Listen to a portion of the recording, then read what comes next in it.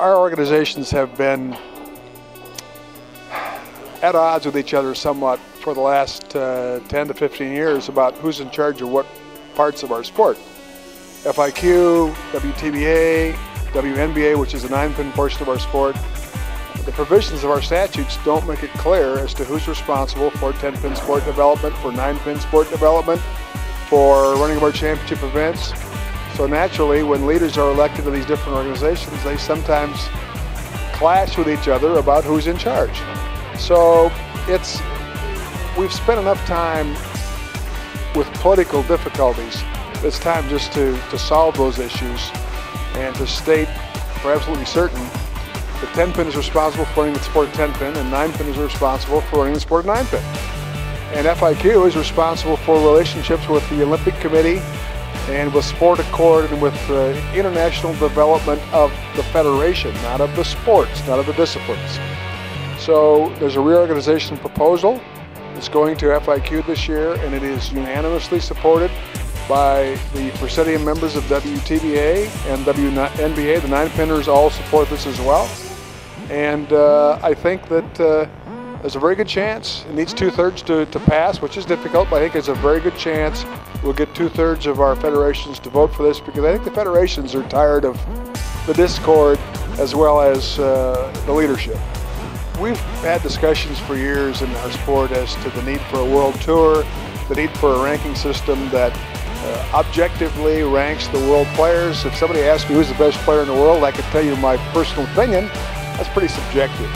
So it was time for a system to say Oscar Paulerma is the best player, or Chris Barnes, or somebody that we probably already figured is pretty good, but we will numerically know next year who the best player in the world is. So our world tour is now 7 events for 2011. I do expect that we'll end up with a couple more probably by the end of the year, so maybe 8 or 9 events. The Ballmaster in Finland, the Brunswick Euro Challenge in France, the USBC Masters in the US, the US Open in the US, the Thailand event in Thailand, the Kuwait Open in Kuwait, and AMF Australian Masters, yes. In the system, we will assign points in each of those events for the top 50 men and top 50 women in each tournament. And at the end of the year, the top 3 men and top 3 women will get bonus pool based upon their standings. I believe, and it's not 100% finalized, but we're probably 95%, that there will be an event run by the PBA, but it will be a WTBA event. It will be our top 3 men and top 3 women in November, probably somewhere in the US, and they will bowl for the bonus pool on national television on ESPN.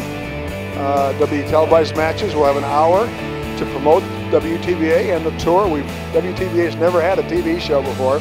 This will be a first, and obviously our hope is that we can sell this feed to ESPN Asia, to Eurosport, and so that the world can see that there's a world tour and that there are people who are recognized as the best players in the world.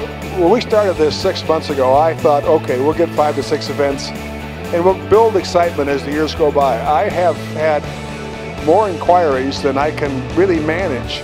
I've been shocked and pleased at the level of interest in this tour.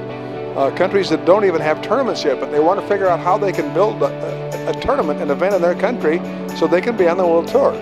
I would not be surprised if we have 10 to 12 events next year, and I think that this tour will soon be one of our greatest tools in helping us towards Olympic recognition. WTBA and FIQ for many years have had to do their own thing. The bowling industry really hasn't been a partner to us, nor we to they. I don't know what the reasons. I suppose there are many. Maybe they don't see enough value in WTBA. Maybe they're too busy running their own businesses. But in the last few months, I've had some discussions with some of the industry partners, and all of a sudden I think that there's interest in the industry in helping develop a world program for sport development, for competitive bowler development, for federation development, for federations that aren't sure how they can organize, how they can build player base and membership base. We need a program to do that, and it's probably beyond the scope of WTBA's means alone to do that.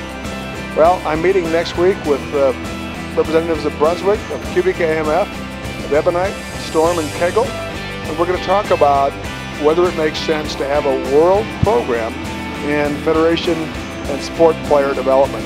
And I'm hoping that we will come out of there with a joint venture agreement where all of the industry will support the development and implementation of a program or a series of programs around the world. And again, in doing this, we have to be cognizant that there are different cultures around the world, that there are different viewpoints as to how to do this, so it will not be just one program. There'll be programs for Asia, probably separate programs for Eastern Asia and Western Asia. There'll be programs for European federations, there'll be programs for PEBCON federations. So I think this has a real chance to have the first truly joint program with industry partners in many, many years. So I think there's a lot of good things happening at WTBA, and maybe for the first time in quite a few years, there's some reason for optimism.